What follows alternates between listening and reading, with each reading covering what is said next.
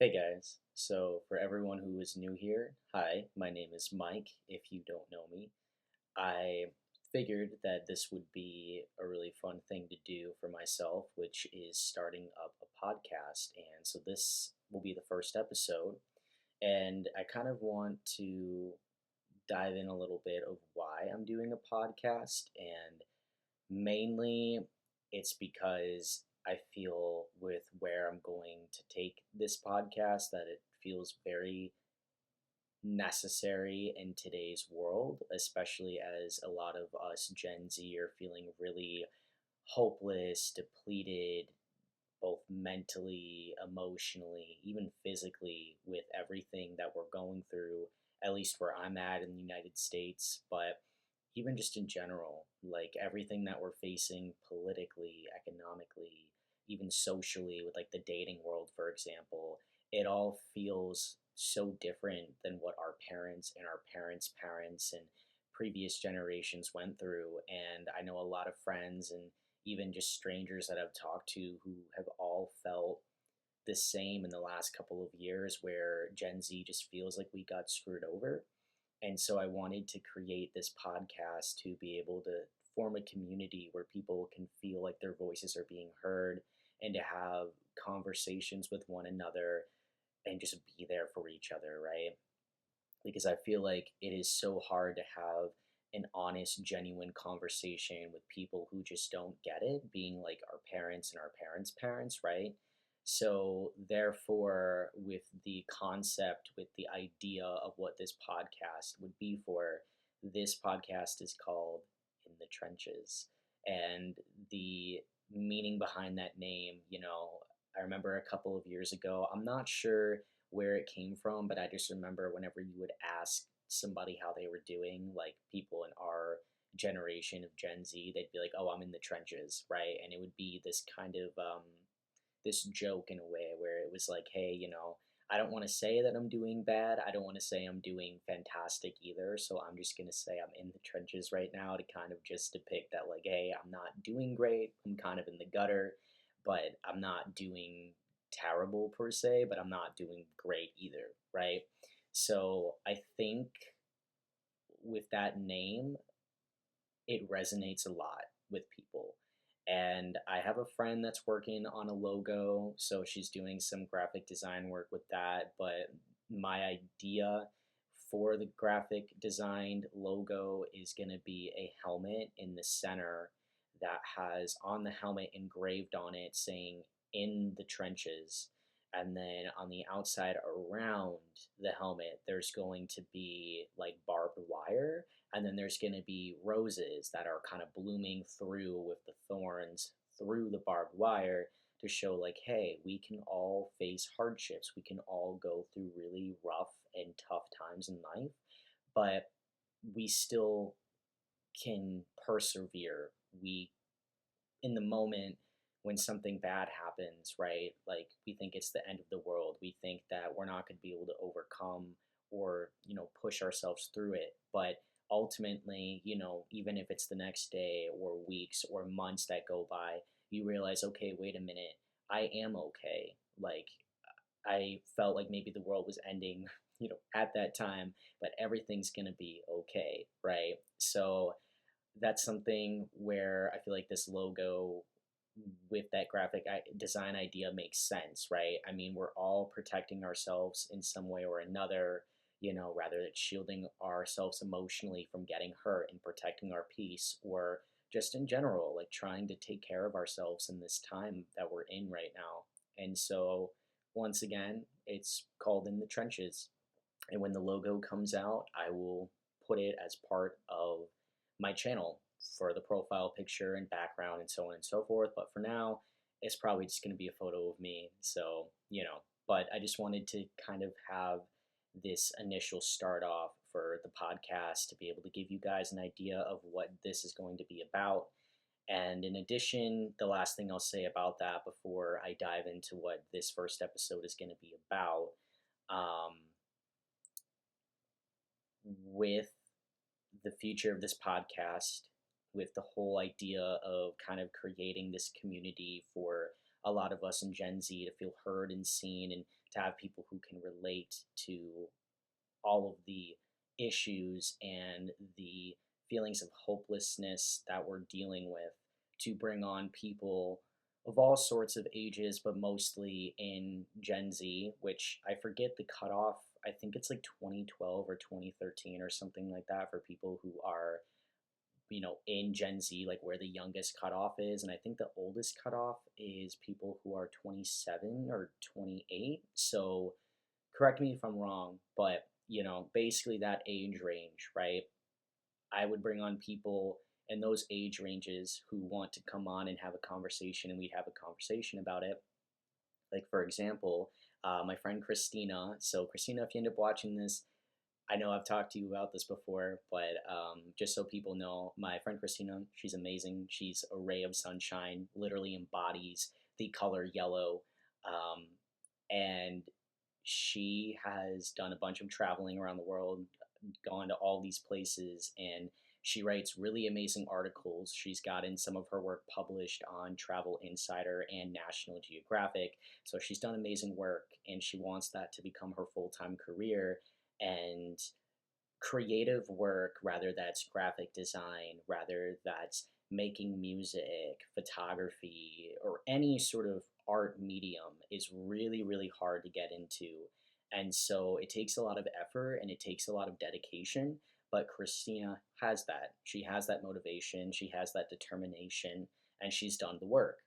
And so, with that being said, a future podcast idea that I would love to get into would be having her pop on here and us doing a little, I guess, interview of sorts where I would ask her some questions about what got her into this profession, what made her want to go into that, and any advice that she would give for us in this generation when the job market is the worst it's ever been, for us to be able to go towards our dreams that maybe our parents deterred us from going towards just because it wasn't going to be sustainable enough, right?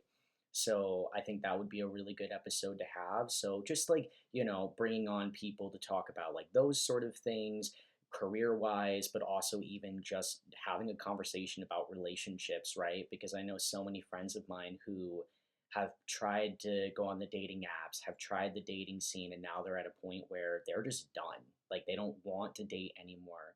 They don't want to be having to chase after somebody who on dating apps, which, sorry if you have a successful relationship off a dating app, but majority of the people on there are people who have not taken the time to heal and are just trying to replace the previous relationship with the next person, and not have to address their feelings and just carry on.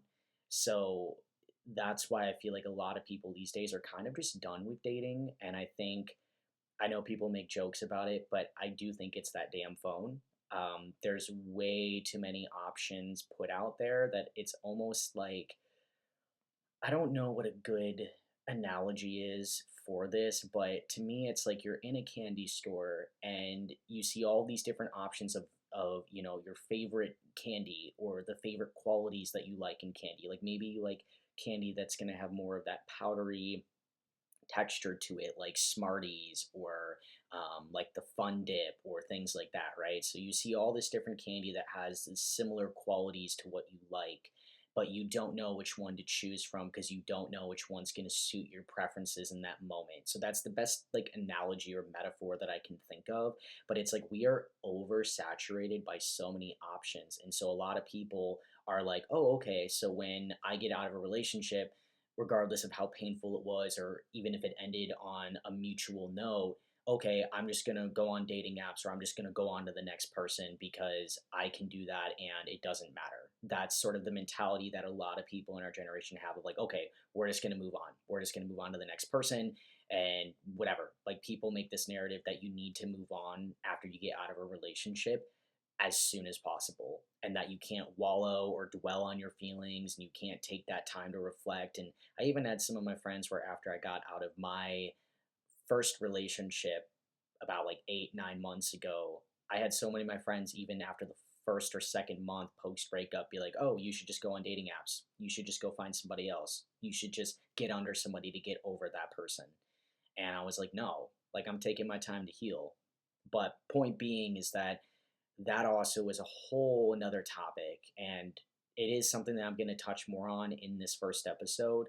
But basically, that's another sort of conversation where I would love to bring on friends of mine who have also gone through these struggles of dating on dating apps and trying in person and doing all these other different things and it not satisfying them because everybody is stuck in this same cycle and everybody feels like they can't be alone and that they need to, like, the fear of missing out, like they need to be in a relationship and they need to be doing all of these things to prove something to themselves or to prove something to other people. They're like, oh, look, like I'm not lonely, I have another person too, instead of, focusing on themselves and pouring back into themselves and doing the things that interest them with hobbies and interest, right, and being independent. So anyhow, that would be a really good conversation to have with friends of mine and just talk about relationships and the dating scale in this time that we're in right now and how it differs from back then, when we didn't have technology. So to kind of break away from that and to get more centralized into what this episode's going to be about, it's going to be just about how 2025, this last year, genuinely felt like a whirlwind of emotional torture.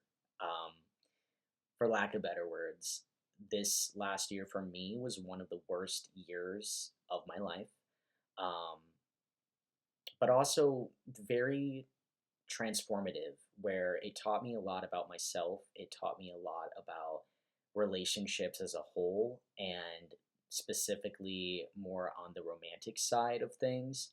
It taught me a lot about where I need to put my priorities and where I need to recenter myself. And it also just taught me to refocus on valuing and strengthening the current relationships that I have with friends and with family. So this last year, once again, definitely one of the worst, but very transformative at the same time. Excuse me a second. So with 2025, with that start off, this episode is going to be a reflection of 2025, of the year for me, but also just talking about how this last year taught me a lot about relationships and how transformative it was for me, and some of the inner healing and work that I did for myself that got me to the point that I'm at now, where I'm okay after my first heartbreak, and how I'm able to show up for myself, but also be able to be better in the next relationship should I be in another relationship. So, this is just going to be something that I think a lot of people will relate to, because I know 2025 for a lot of people was a really rough year. I know a lot of people also got out of very serious relationships as well, rather it was their first one or a relationship that meant a lot to them. So I really hope that as we go through this, that you guys find some comfort and find some words of wisdom from me that I'll also bestow upon you. So yeah, let's get into it. So 2025, I think the first half of the year I was in a relationship and I had been with my ex partner for almost 2 years, and we met at my job. And I was at college at the time, which was in their hometown, and we quickly hit it off. We were able to have very deep conversations, and I don't normally have that with a lot of people. I've always been the person where I'm able to maintain a strong group of friends, rather it's like different groups or just like a central group of friends. I've always been good at being like nice and kind and loyal in that way.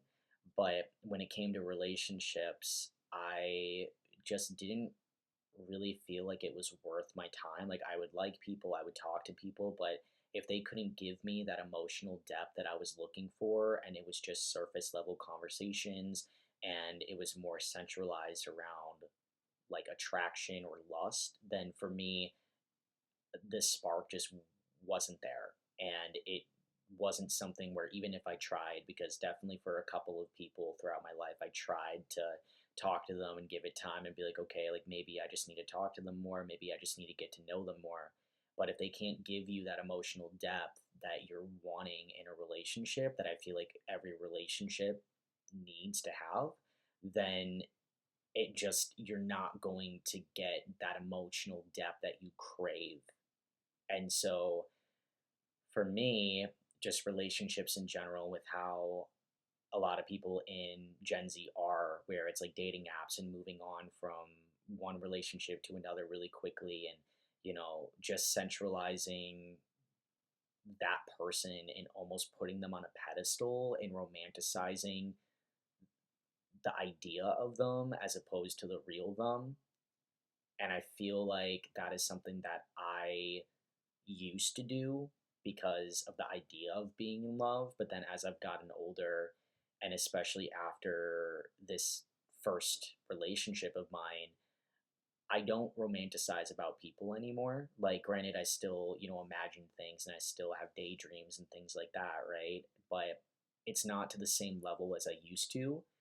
And part of that is because, once again, like, I've always been, I guess, the different kind of outcast person when it comes to relationships. Because sorry, while everybody was like, hey, I want to be in a relationship and, trying to seek it, trying to chase it on, social media and dating apps and so on and so forth, I always was the person where I was like, I'd rather have it come naturally, rather it's me being friends with the person first, or at work, or wherever else, right? But dating apps was something for me that I didn't want to do until the pandemic, when I started to have, a few situationships with people online, not off dating apps, but just like off of TikTok, which that's a whole nother story for a whole nother day. But I met some incredible people off of TikTok, and I was really able to find people that shared just the amount of same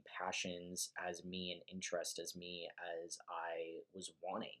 And part of me for a long time was like, if I'm going to be with somebody romantically, they need to be super similar to me. But I realized that that is not something that will equate to a healthy or good relationship, just in general. Like, it is okay for people to be different from each other in how they act and how they speak, and, and what they do in their personal lives. But as long as you can come together and you can have healthy communication, share hobbies or some interest with one another. It doesn't have to be everything, but just a few things where you guys can really find that time to bond together. Rather, it's something that you get your partner into. Like, let's say you're into like playing guitar, and your partner's like, hey, I've always wanted to learn an instrument, and you're like, all right, great, like I'll teach you some things and then we can jam out together, right? So that's a really fun thing, like a fun hobby that you guys can share together. But on the other side of that, right, like let's say, maybe you guys are both like, oh, like I've never tried pottery making, or I've never tried like yoga or Zumba classes before, or boxing, and you're like, oh, like, like, would you want to try that? Yeah, sure. And then you both do it, and it's like, oh my God, now you have this new shared passion, this new shared hobby that grows your connection even further, right? So it doesn't matter whether you're different or rather you're the same, or if you're super similar to that person or you're not. If you put in the effort to find that common middle ground, or to keep that relationship established, that connection, then it'll go the distance, right?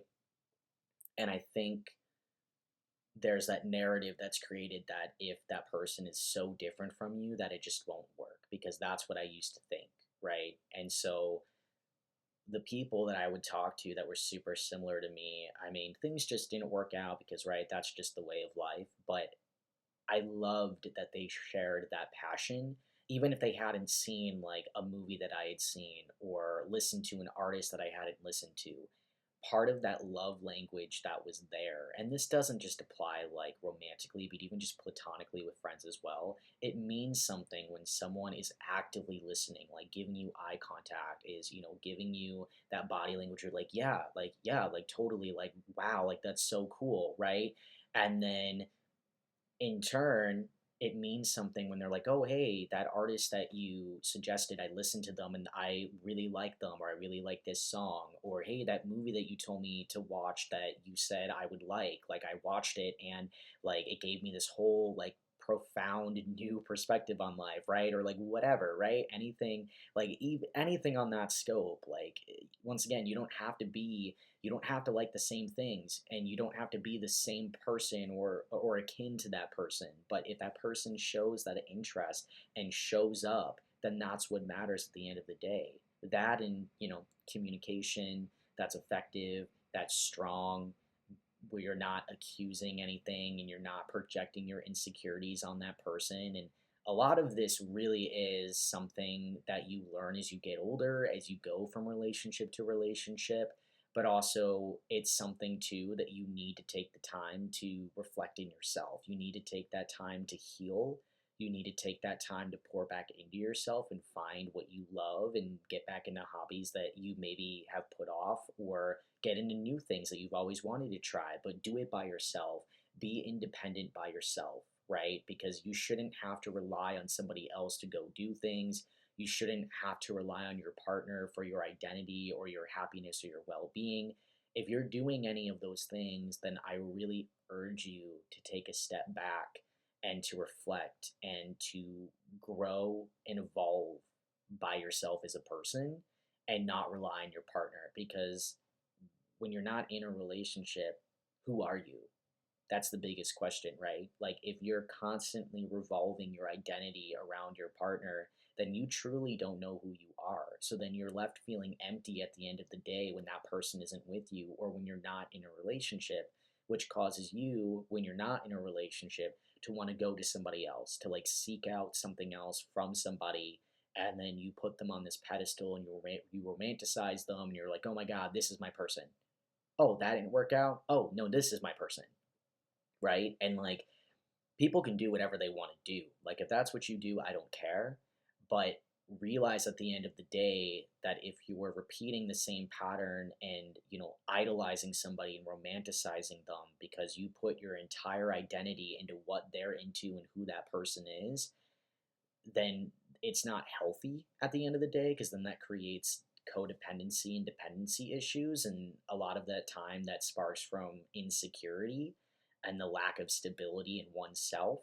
And so when that happens, a lot of false narratives could be created and a lot of issues could be presented throughout the relationship the longer it goes on. So definitely take that time to heal and to discover who you are outside of a relationship and what makes you you and what makes you that person that people want to be around, right? So I think that's something really important that I learned in this last year. And that's not to say that I wasn't an independent person, because once again, as I mentioned earlier, I've always been a very secure, stable person that hasn't relied on others for my identity. Like I always had a very strong sense of self, but it wasn't until I was in my first relationship when I realized some of the issues that I had. And a lot of that stemmed from, childhood upbringings and, just inner wounds that I had thought I worked through, but hadn't. And I started recognizing them and trying to put in the work to get better slowly but surely. And part of the problem in my relationship was that my ex partner was going through a lot of mental health issues. They were relying on me solely for their identity and for their well being and their happiness. So it was like anytime we weren't together, because we were long distance for the last 8 months of our relationship, but it got to the point where, because they were unstable mentally and because they didn't really know who they were outside of a relationship, since they had always been going to and from relationships in between their breakup periods because they didn't want to be alone, it got to the point where they felt miserable without me. They didn't really do anything for themselves to get into hobbies or to pour back into themselves. And they ended up just kind of isolating from everybody and put up this front to their friends and their family. So no one really knew who they were except for me. And even though I was very honored and happy that they came to me as a source, I kept telling them, like, hey, I'm growing emotionally tired. I am growing just overall, just so mentally overwhelmed. And I could feel myself slowly checking out of the relationship because I was like, here I am bending over backwards to do everything that I can to make this person happy, going to see them every single month for about a week at a time, even though I was strapped for cash at the time, like, financially. And I was doing everything I could, bringing them gifts to make them feel better when they were feeling down. And just once again, like, I did so much that I felt like I could that was realistic to make them happy, and it just never seemed like it was enough, and that goalpost kept moving more and more and more every time. And when I would call them out about their problematic behaviors, between their negligence of their mental health, their dependency on me, forming their identity around me, and then feeling like a shell of a person when they weren't with me. I communicated all these things to them of being like, hey, like, I feel like you should seek therapy because it's not healthy to solely rely on me for your well being. And then you have these mental breakdowns. And when I try to support you or help you, even in the ways that you told me you want help, you're not listening to me because you want me to just say yes to you and to support the narrative that everything's okay when it's not. And I'm never a person who's just going to say yes to someone when I know that they are hurting themselves or hurting their healing or growing process, right? And so that dependency on me made me feel like there was a ticking time bomb on me where it was up to me to be able to make her feel better. It was my job to solely make her happy, and that I ended up walking on eggshells and actually suppressing a lot of my own thoughts and emotions because I was so afraid of losing that person, thinking that, oh my God, if I speak out again or if I communicate my concern for their well-being again with suggesting therapy or trying to offer some of my friends to talk to them about their similar mental health issues and to find comfort in that, and just everything that I tried being put off and being told that they didn't want to do that and that they were just going to figure it out themselves, even though they were keeping themselves chronically busy and using substances to keep their mental thoughts suppressed. So for me, I just constantly felt anxious around this person, and it always left me feeling not butterflies, right? Because that's the wrong word, but it constantly just made me feel on edge, not knowing what was going to happen, because one moment they would be fine and then the next moment they would find something, rather a slight change in my tone if I wasn't feeling 100% energy wise, and would just take that and run with it and be like, "Oh, are you mad at me? Oh, like it seems like I'm too much for you," or like you should just break up with me because you don't seem happy, right? And just all of these things. And so that is why it is very, very important to find yourself and to be independent and to pour into yourself and to heal and recognize the behaviors that are adding conflicts into your relationship, rather platonically or romantically. Because when you don't take that time to recognize your patterns and you're stonewalling, shutting down, not being accountable for your behavior, then it will cause a lot of your relationships to crash and to fall, and the same toxic patterns to repeat over and over and over again. And that destroys a person, not just that person themselves, but it hurts the people that are involved in your life as well. I've seen it happen with friends as well that I used to be friends with that I had to cut off because they were doing similar things. And so ultimately, right, after this last year, I've come to recognize all of these patterns that I had in my relationship. Like, I'm not saying that I wasn't at fault for some of these things, right? But I know that for me, due to childhood inner wounds from my upbringing and some trauma that I faced through that, that I had this tendency where when I would speak out, I had a tendency to kind of over explain things because I grew up in a household where if I would speak out and I would make my voice known, I would be suppressed or I'd be told to be quiet and just to deal with it, right? And I'm not a person who likes to do that. So for me, that's why I constantly just kept over explaining things to my ex partner because it was the only way for me to feel like my voice was being heard.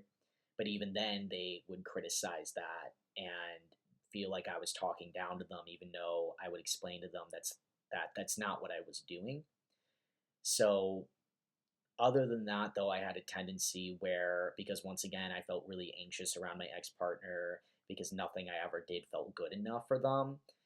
I just felt like I was suppressing my voice to say things to them because yeah, I talked to them about their mental health and what I was observing and calling them out in a nice but supportive way about their behavior and how it was affecting our relationship and how it was affecting me mentally and emotionally, feeling like I was carrying the emotional, labor, the emotional weight of the entire relationship besides what I was going through myself mentally.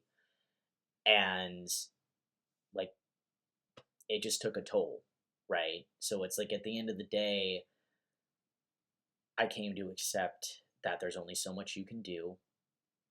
And I blamed myself for so long after the relationship ended that it was me who didn't do enough and that it was me who should have done things differently because I got blamed so many times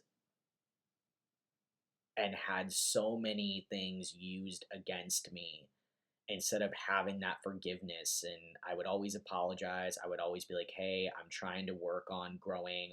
I recognize my patterns. I'm trying my best to open up to you.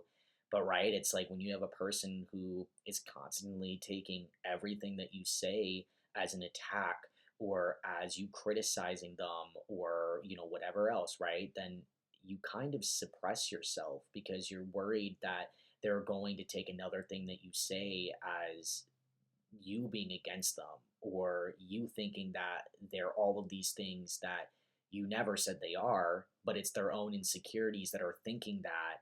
And so you could be the nicest person in the world and be like, oh my god, like, hey, like, I'm concerned for your well-being, like, I love you, I care about you, like, I just want what's best for you, like, I've recognized these patterns, and it's not doing you any good, and you're just getting worse and worse and worse, and it's scaring me, right? You could be as simple and as honest and as kind as that, and they would still take it as, oh, you're calling me crazy, you're saying I'm toxic, why don't you just break up with me? Oh, it's me, right? You're blaming me, not the situation.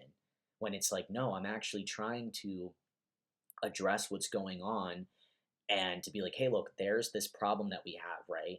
And I'm trying to have us come together to be able to face the problem, not blaming you or you for the problem, right? So I realized months after the breakup, through a lot of heartbreak and a lot of reflecting and a lot of podcast listening and mental, self-help books and such things like that, that once again, there was nothing that I could have done to make it any better. And on top of that, I have learned from my behavioral issues from the two that I mentioned, and it's an effort, right? That's goes back to any relationship that you're in where it takes effort and you're not always going to feel the butterflies and the rainbows and that deep love for that person, but deep love I think is characterized differently for majority of people, depending on who you are. But I feel like that's where, social media with having all of these options on dating apps and, movies that romanticize these toxic behavioral patterns and so on and so forth, like especially Disney, right? That's a prime example where it's just like deep love is characterized in media and portrayed in media. It's like, oh, you need to sacrifice everything for this person and you need to make that person happy and that's your sole responsibility and all these different things, right? But the true reality is that love is so much more complex and complicated than that, and it's not as simple as like, oh, like yeah, like let me just move to you and drop all of my stability and my friends and so on and so forth to make you happy. That's what deep love is. No. If you have to bend yourself over backwards, if you have to change aspects of yourself because that person isn't happy with the reality, then you're losing yourself in that relationship. Granted, in some relationships there should be some level of sacrifice, right? But it should be a compromise, not you having to sacrifice something that you deeply care about or something that's giving you stability. Like a prime example that I think about is when a lot of people get into relationships where they're dating somebody who is very insecure about themselves. And so when you have a lot of female friends, or vice versa, if you have a lot of male friends, and the partner that you're with is like, oh my god, like who's this person and you're cheating on me and like accusing you of being unfaithful, when it's like, no, like I've told you that this person is just a friend, or this person and I are really close, or no, it's not like that. And if that person doesn't believe your word, then why should you stay with that person if they're just going to take things that you say or people that you tell them about and believe otherwise? Because then that person already doesn't trust you, and they can say, oh, well, it's not that I don't trust you, it's that I don't trust that person. But once again, shouldn't you trust your partner enough to where if one of their friends or somebody in their life hit on them, that they would be like, hey, no, like I'm sorry, like respectfully, I'm in a relationship and I don't really appreciate you hitting on me, right? It's as simple as that. And that's where communication comes in, where, once again, if you trust your partner enough, that shouldn't even be an issue. And that's another thing where people are like, oh, well, my partner lets me look at their phone all the time and see what they're doing all the time, and they just love me and trust me so much to give me that. No, that's also toxic. Like, to have to give your phone to your partner and have them constantly be looking through what you're doing to check to see what you're up to just so they believe you, like that's also toxic. That's not healthy either. Like, if your partner trusts you enough and if you love that person and if you're faithful and loyal, then that shouldn't even be an issue to begin with. That shouldn't even be a thought on your mind. Like when I was with my partner, my partner would get really jealous of girlfriends of mine that I would mention, because for the most part, I have a very close group of guy friends that I have known since I was a kid. And I do have good friendships now with a lot of guys in my life that I work with that I love and respect. Like they're really great guys. But at the same time, I've always just been closer with a lot of girlfriends of mine growing up, and a lot of them I've known since I was a kid as well, and a lot of them are my ride or die. A lot of them are my ride or die. And so I would have my ex partner say things like, "Oh, who is that person that you're going out with? I'm gonna look them up on social media. Oh, I don't trust that person. I don't trust that person with you." And she even would make comments about the jobs that I work at, because one of the jobs I work with mostly women, and my ex would say things like, "Oh, like, I bet that one of those girls is going to hit on you and, try to take you away from me." And I would just be like, "No, like, it's not like that. Like, I don't know where you would get that narrative from because I'm loyal to you." Right? So that's why at the end of the day, it doesn't matter, right? Even if one of my coworkers did hit on me, I would still say, hey, sorry, I'm in a relationship. That's it, right? Like that's all it takes. So that's why, you know, you can't be in relationships like that where the person just doesn't really trust you to begin with. But a lot of that stems from their insecurities, anyhow. So, yeah, you know, this last year taught me a lot in that way of what love actually is versus what people believe it is. And once again, like the idea of sacrificing everything for that person and to give up your own stability in many ways and to give up almost your self identity for that person, like that's not love. Like, once again, it's all skewed in what media portrays and dating apps and such things like that. But you need to have your own secure sense of self. You need to have your own hobbies, your own interests, your own friends and people to talk to outside of your relationship, or else you become one of those people who just end up making their entire relationship their identity, and they end up only hanging out with their partner and not really hanging out with their friends and kind of isolating themselves. And then it becomes one of those things where, your friends get together and like, oh, where's so and so? And they're like, oh, they're with their girlfriend again, or oh, they're with their boyfriend again. And then it just becomes the norm that that person is never going to show up at other events or to hang out with friends or anything like that because they're constantly involved with their partner. And that isn't healthy either, because then you're isolating yourself from your friends and the community and the connections that you should have outside of your relationship. So, just something to take note there, right? But now, kind of, other than giving kind of a mix between words of wisdom and connecting it back to my own personal experience, I now want to shift gears a little bit and talk about what I've learned love is. Because for me, once again, bringing up Disney movies and what social media and dating apps have portrayed of what people think love is, it always is refreshing to see a piece of media that depicts love more accurately and how messy it can be and the effort and the amount of work that it takes to actually be in a relationship.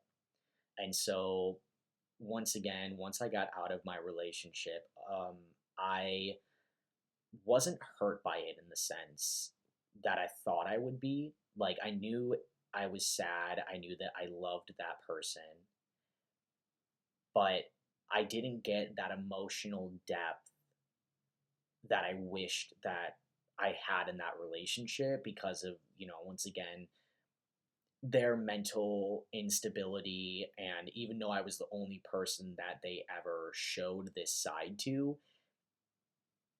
because we couldn't work out the conflict that we had, that constant push and pull dynamic. And if you've ever heard of relationship attachment styles, that is something that I learned after we had broken up, and actually months after the fact. And when I started learning about relationship attachment styles, I learned exactly why we had the issues that we had, why we felt like we couldn't overcome those issues, and exactly the type of relationship attachment style that my ex partner has. And that was the moment that everything clicked for me. And when I started to heal and recognize her patterns, my patterns, and how to avoid that going forward, and also to avoid people like my ex was entirely. Like, don't get me wrong, I had a lot of good moments in that relationship.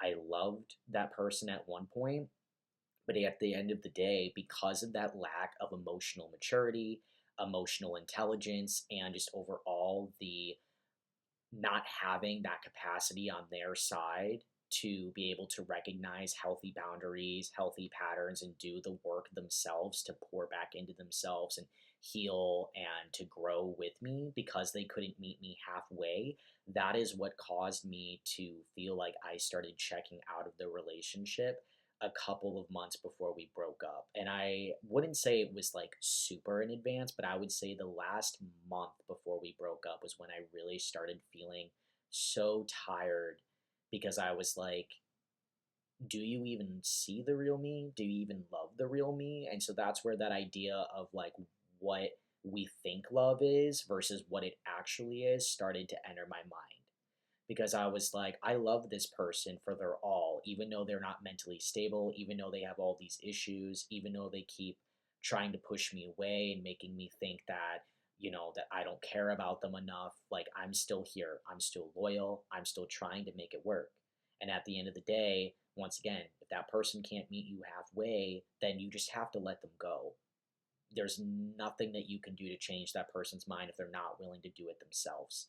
Otherwise, you're just going to cause yourself so much hurt, pain, and overall, you're going to emotionally exhaust yourself trying to carry the weight of this relationship emotionally, because not only are you having to save your drowning relationship, but you're also constantly having to defend yourself to this person who is projecting their insecurities on you and making you out to be this bad guy, even though it's like, hey, I love you for who you are. And I see every part of you and still love you and choose to stay and want to make it work. Whereas you're putting me on a pedestal of what you think this relationship is based on your idea of what love is, and then having this whole idea of who you think I am. And so it just felt like there were so many parts of me that this person didn't actually love, and only loved something that suited their narrative when it was convenient for them. So for me, I just asked so many times in the last month of being like, do you even love the real me? Do you even see the real me, or like, or what? Because then what are we doing? Because I've always been as authentic and honest of a person. You can ask any of my friends, any of my family members, and they would tell you the same. I am the same person to everybody. Granted, some people I'm maybe more funny around, right? But I'm not two-faced. I don't put a mask up. Like, I wear my heart on my sleeve. I'm a very honest, authentic, genuine person, right? And so it bothered me how much this relationship that I was in was based on the idea of love and the idea of who they thought I was versus the reality.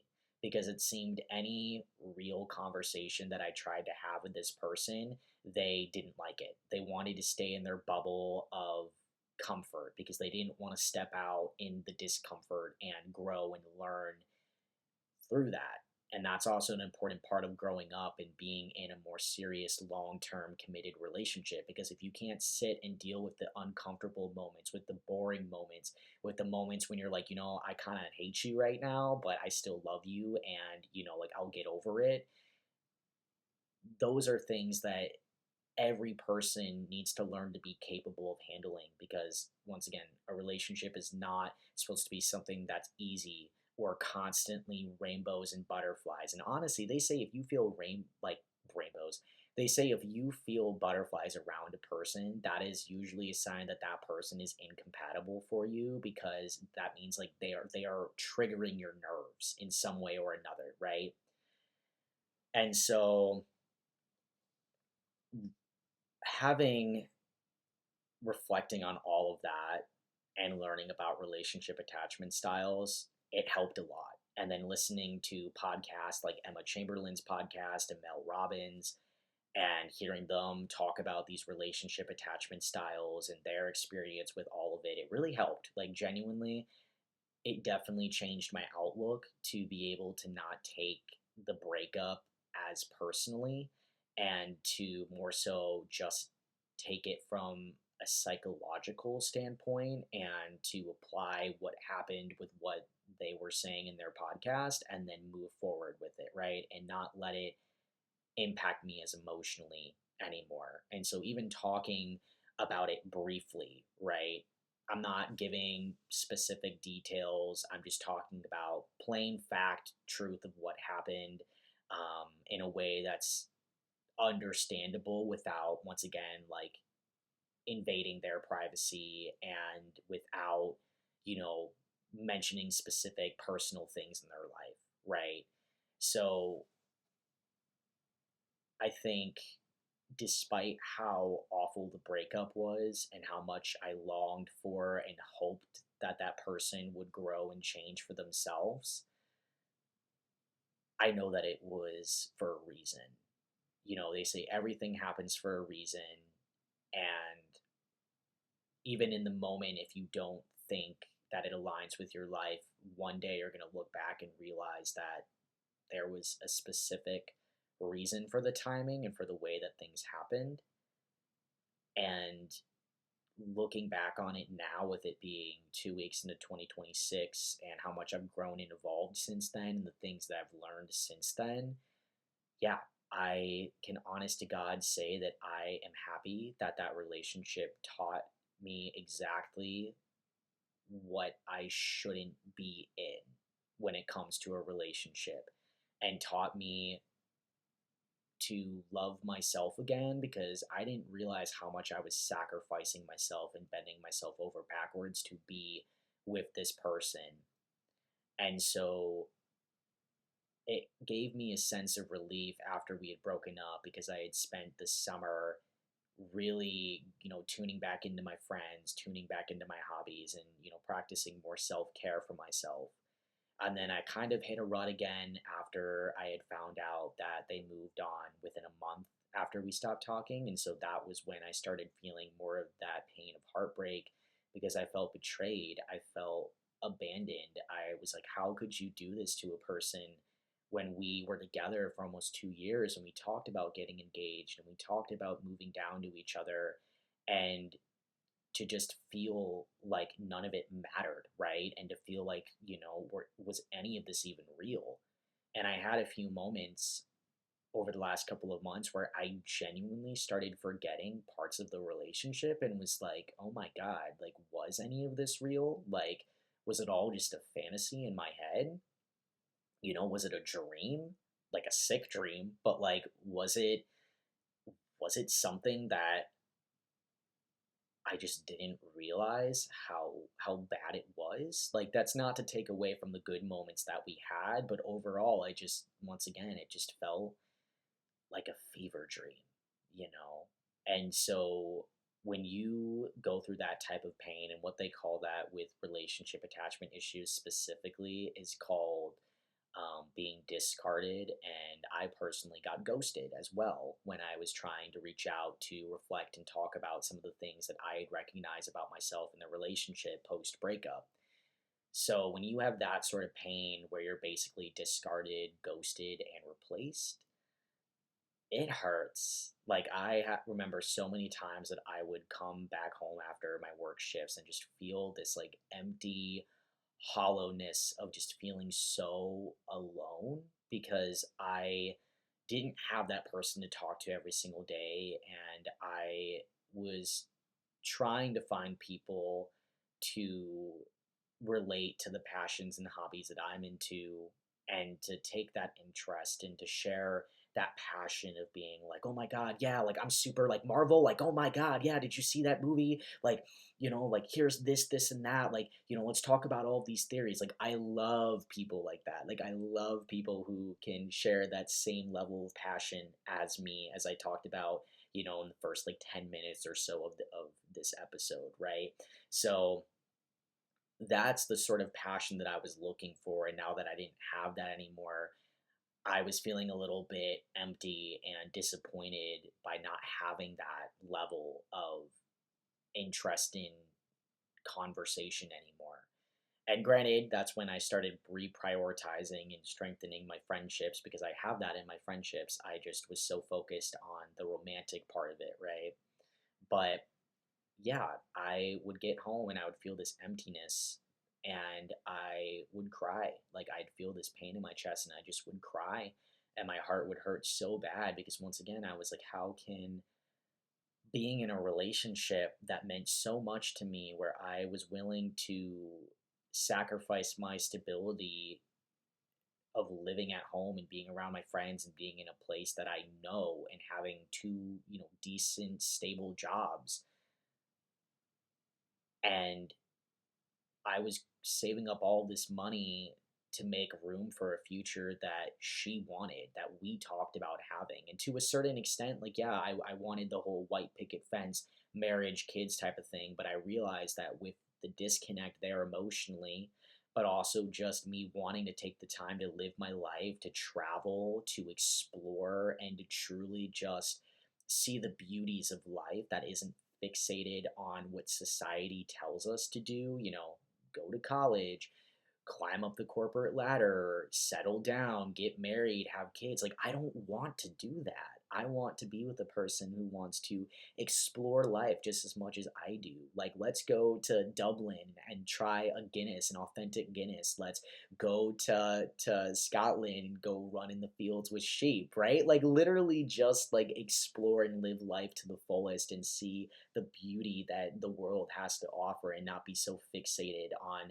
getting everything together as quickly as we can because people told us to, or society said that that's what we have to do, right? So it happened for a reason. It was painful and it was horrible to go through, and it was a whiplash. As I said, it was an emotional whiplash of a year, but it made me realize how much healing and growth that I have done and how I'm on to better things. And I've centered myself around amazing people, amazing friends that I can talk to at any time. And a movie that I want to bring up that I think will help to wrap this podcast episode up so it's not too much longer, since it seems like we're almost at an hour now.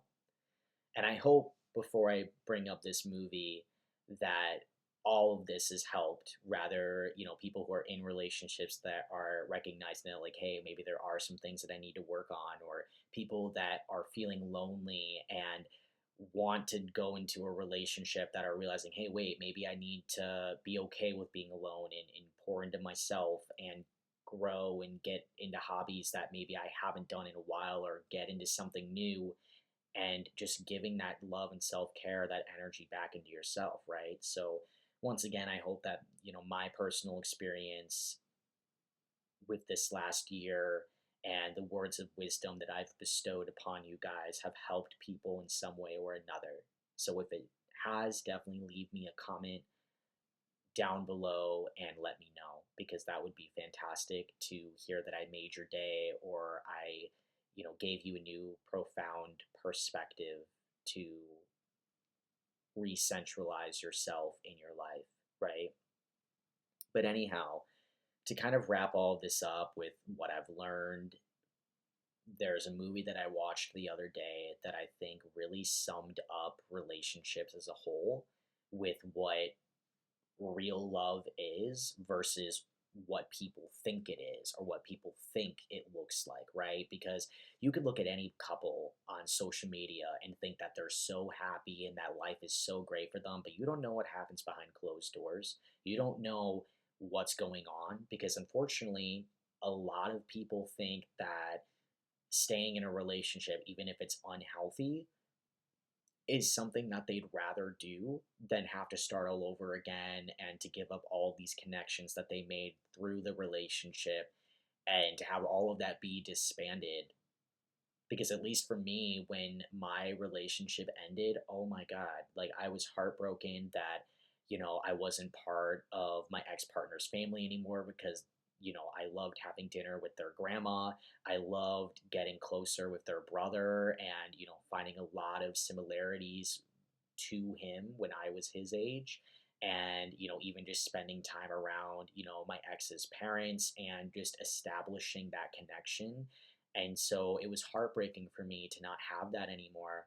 And on the flip side of things, like, I had met a few great people through my ex, and, granted, they didn't stay friends with me because, we broke up, which is respectable, but that was still something where it hurt to have these connections that I had in the relationship just go like that, right? And so that's why, once again, I almost felt shameful about it, like, not towards my ex partner, but towards myself.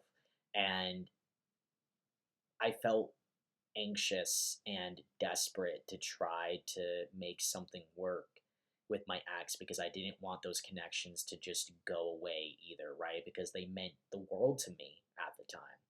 And so for me,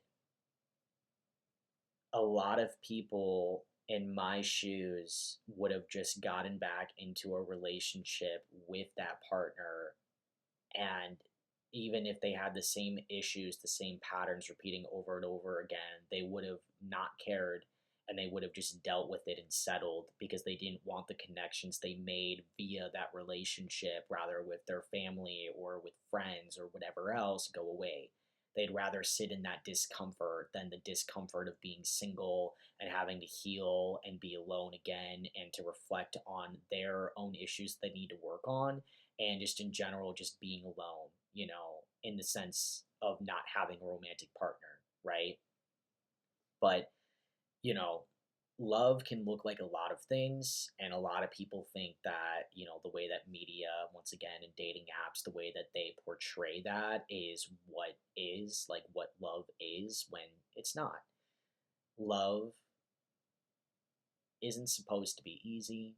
It's something that will still cause pain, but if you have a real loving relationship, there should be a level of unconditional love there. It shouldn't be it shouldn't be conditional, but at the same time, you should have a partner who isn't afraid to speak up when something that you've done bothers them, or something that you've done hurt them, but in a way where you're not attacking that partner, but in a way that's just some constructive feedback of like, hey, you said this earlier, it really hurt my feelings, and I just, want to know why you said those things or where that came from, right? Something like that. So you need to have a partner who is willing to challenge you and to help you see your own faults and your own behavioral issues, and how you two can grow together and continue to evolve individually as people, to come together and have that relationship, that connection be that much stronger. So that's another thing that I think people realize as you are in a relationship for long periods of time, because that attraction fades, the butterflies fade, and it's the consistency and effort and communication and being forgiving and understanding towards one another and learning that person's quirks and so on and so forth that keep that relationship stable, of having that connection. So the movie that relates to this is called Before Sunrise, and it's a three-part movie trilogy that stars Ethan Hawke and Julie Delphi, I think is how you pronounce her last name. But the two characters are Jesse, who's played by Ethan Hawke, and Celine, who's played by Julie. And both of them just happen to be on this train, and he ends up revealing to her after they start talking to one another that he bought a Euro Trail pass with the rest of the money that he had after he saved up money to go visit his now ex-partner at that time, who didn't even really want him there, and he did everything he could to make the long distance relationship work when she moved away to go study abroad. And then he saved up all this money, sacrificed that financial stability and time and effort to go see her in, I think it was Spain or Barcelona or something like that, but he could tell that she didn't want him there, and that she had formed this whole new life with these friends, and he could tell that she had some attraction towards these guys that were part of like this friend group that she had. And he just was like, I put in all this effort and time and love and money to see this person, and they couldn't care less. And it's crazy how you could be with somebody where you're here after the breakup, hurting and feeling god awful about yourself and missing the relationship, and then there's this person who is on the other side of the relationship who's like, oh, I don't care, it's over, great, I'll just move on to the next person. And so, unfortunately, that's how a lot of relationships usually are, where one person always cared more than the other, and the other person is like, whatever, I'm moving on. And that's just the harsh reality.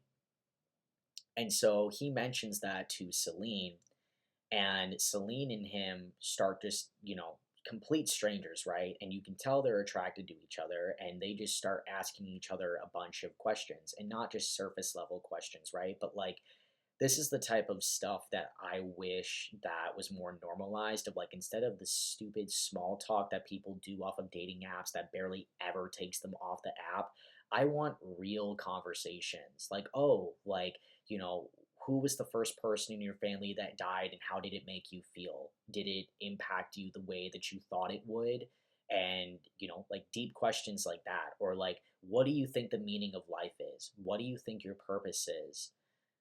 If you could do any job right now, not for money, but for passion, for your happiness, what would you do?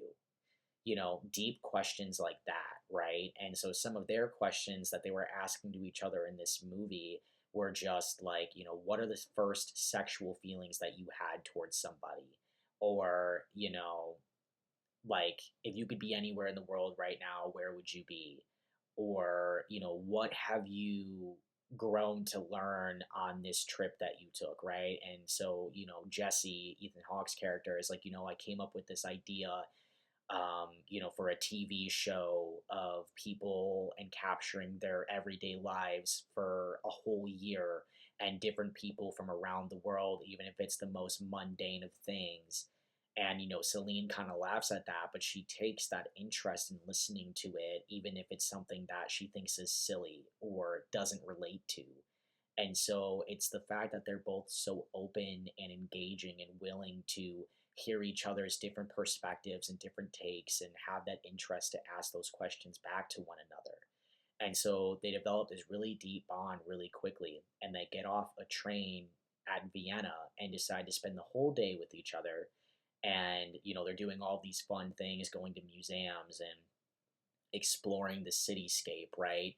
And they end up debating if they want to sleep with each other. And Celine is like, no, I don't want to sleep with you because I miss people even in those little moments. Like, even if I haven't known a person for that long, I remember people. I can't just move on like that.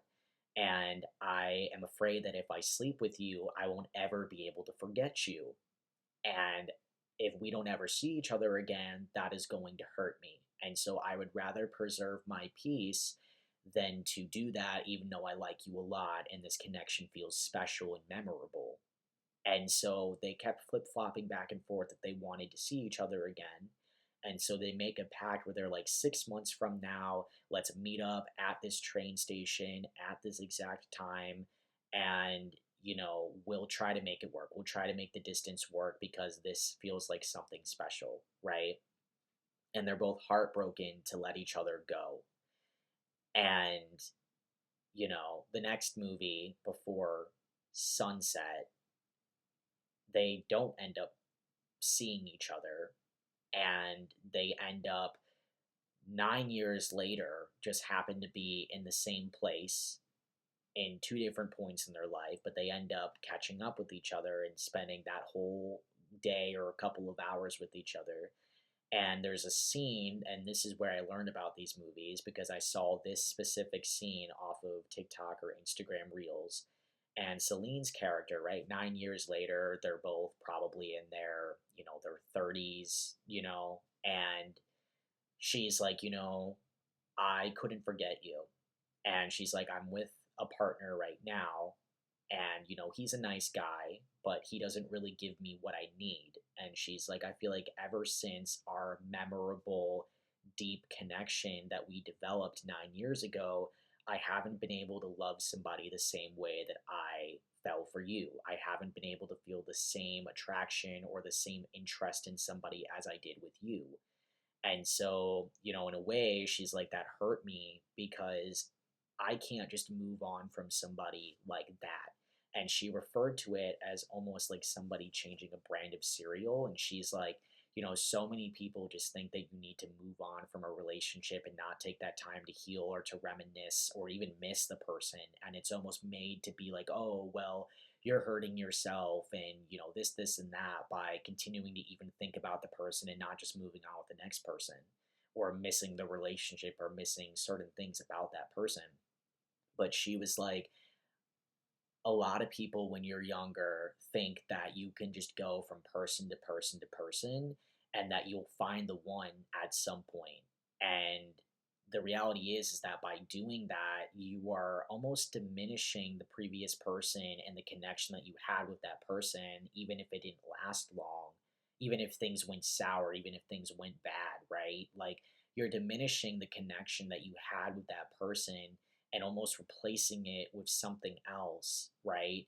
By trying to look and seek and search for something. But reality is that as you get older, it actually, those rare movie like connections that you see, you don't feel that all the time. It's something that you maybe see and have with somebody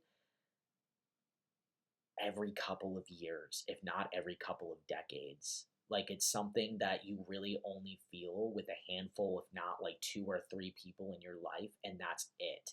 But that is the reality because we're put in this world where we're constantly searching for relationships and we feel like we can't be alone and we have all these options that are honestly more tiring and overwhelming than just having one person that you like or that you're focused on building a connection with.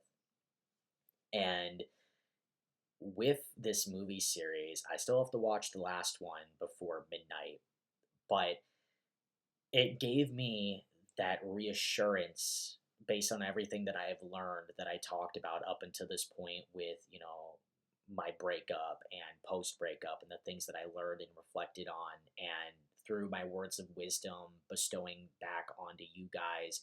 All of those are things that I have learned from going through that painful experience and just growing and healing myself, right?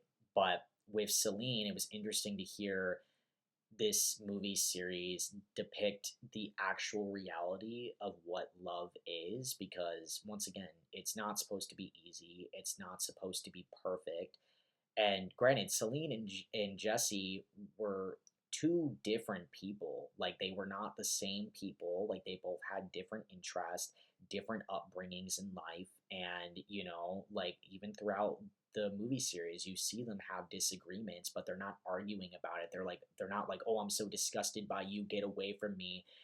They're like, okay, hey, like agree to disagree, or oh, like you have that different perspective. Why is that your perspective? Why is that your opinion? Right? They get curious about it. They're not just like so constrained and being closed minded. Like they're open minded to hearing other perspectives. And that's what makes each person unique. And so Celine is like, I couldn't just move on from you. And I've never been the person to go from person to person to person because I remember the little quirks, the little qualities about each person, like the way they part their hair or the way their tattoos sit on their skin or the perfume or cologne that they wore or how pretty their eyes look when they're happy about something or their smile, right? Like she's like, I can't forget about those little things about a person. And that's why I don't want to hurt myself by just getting into relationship after relationship after relationship. And I'd rather be single and be by myself than,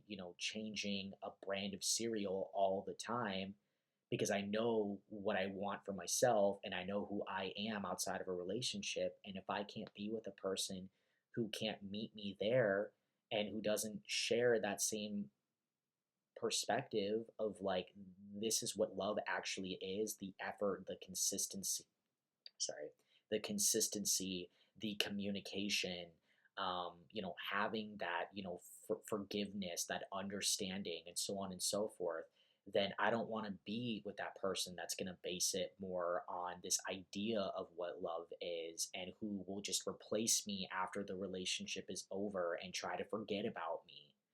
So it's that idea of being able to value the connections that you did have and the connections that you do currently have, rather platonically or romantically.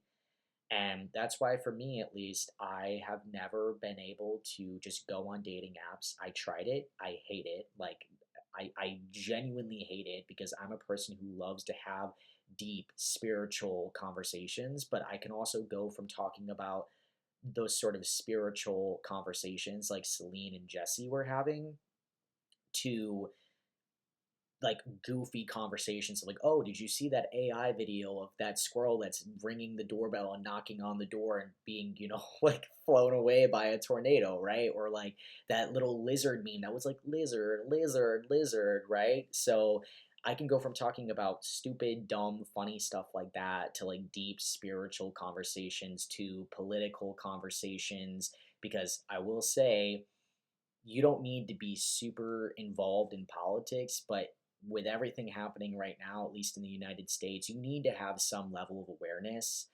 And to go off topic for just a quick second about that, if you can't be with a partner who can have those more serious conversations politically and how it's impacting things socially and economically, and relating to those sort of deeper conversations that need to be had with the future and what you and that person want for the future, if they can't have those conversations without shutting down or putting it off or not even wanting to acknowledge it, then that is lack of emotional intelligence and emotional maturity. Because my previous relationship was like that, and my partner wanted to live in a bubble and not acknowledge that dating a trans man, which, yes, I am a transgender man. I'm very open about that, but sorry that it just came out suddenly like this.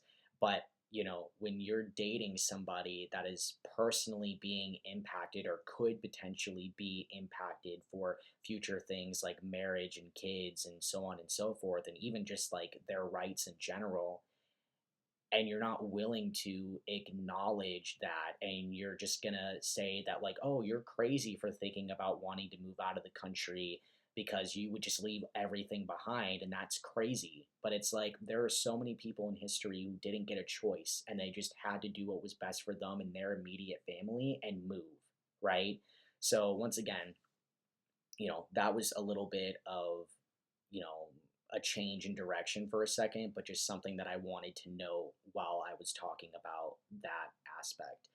But, all in all, so I can start wrapping up the podcast since it is kind of lengthy, and I hope that you listen to all of it. But if not, then, no worries. Just finish it on your own time.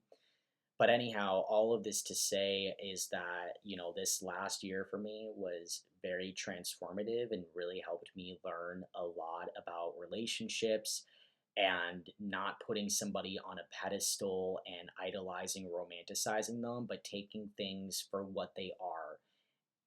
I had so many moments in my relationship where I knew these things, and I, had these doubts in my head, and I started putting things together about, who my ex partner actually is. And honestly, they kind of warned me about these things. Like, they would be like, why are you even with me if I'm like this? I feel like I'm too much for you. And they started recognizing their own patterns at the end of the relationship, even admitting that they knew that their behavioral issues were the reason why a lot of their previous situationships and even previous long term relationship ended and caused issues. And so, with that being said, you have to be able to do the work and to recognize where you can grow. And it's scary to change and it's scary to put in that work. But if you don't, then you are going to cause a lot of damage to yourself in the long run, as well as the people that you are trying to have relationships with, rather that's friends or like partners, right? So everything happens for a reason, and I am glad that I have come to the realization of all of these things, because it's allowed me to be able to have these conversations in a way that I don't hurt from them anymore from talking about it.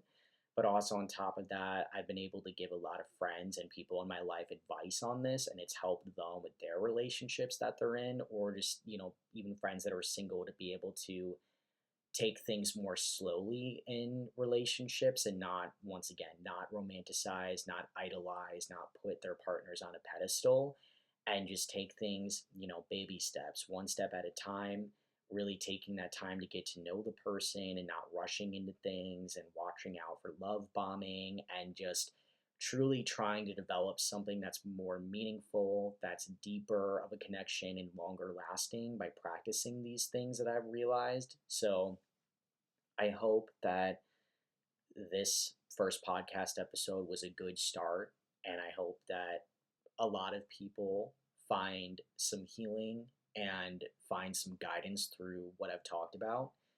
Once again, if you relate to anything that I've said, or if it has helped you grow in perspective, then leave a comment down below. It would really mean a lot. And once again, my name is Mike Capilungan, and this is my podcast, In the Trenches. See you next time.